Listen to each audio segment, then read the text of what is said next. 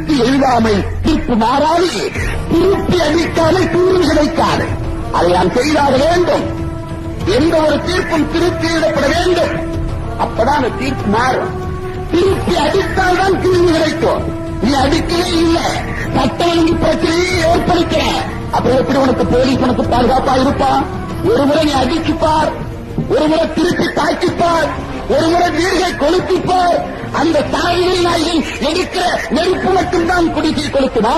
நீ எடுக்கிற நெருப்பு எழியாதா? நீ எடுக்கிற நெருப்புக்கு எண்ணும் சக்தி இல்லையா? அவன் எடுக்கிற அறுவாள் மட்டும்தான் வெட்டுமா? நீ எடுக்கிற கொடுவாள் வெட்டாதா? யோசித்து பாருங்கள்.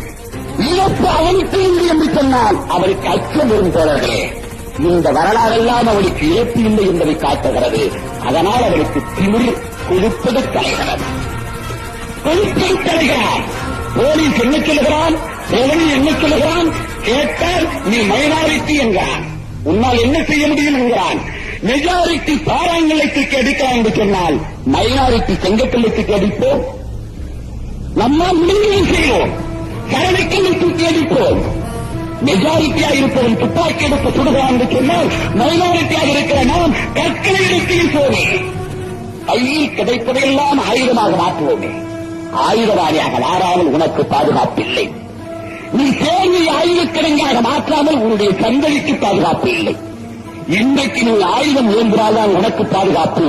உன் மக்களுக்கு அறிக்கையை சொல்லும் போதே அம்மா ஆடு என்று சொல்லாதே, ஆ என்பதற்கு அடங்கமறி என்று சொல்லிப்பது, ஆவண்ணா என்பதற்கு ஆடு என்று சொல்லித்தராதே, ஆயுதம் எது என்று சொல்லிப்பது, இனி என்பதற்கு இணை என்று சொல்லித்தராதே, இனியும் பொறுக்காதே என்று சொல்லித்தது. உன்னுடைய குழந்தைகளை போராளிகளாக, போர்க்குணம் உள்ளவர்களாக, உங்களை சிறுத்தைகளாக மாற்றிக்கொண்டே காட்சி சட்டைகள் என்று எதிர்கள் என்று காட்டு. இங்கு இருக்கிற அரசு நம்முடைய எதிர்கள் என்று காட்டு. அரசுடைய கேந்திரங்கள், அமைப்புகள், அது காவல்துறையானாலும் சரி, நீதித்துறையானாலும் சரி, அல்லது நிர்வாகத்துறையானாலும் சரி, அத்தனையும் தாழ்த்தப்பட்ட மக்களுக்கு விரோதமாக இருக்கிறது.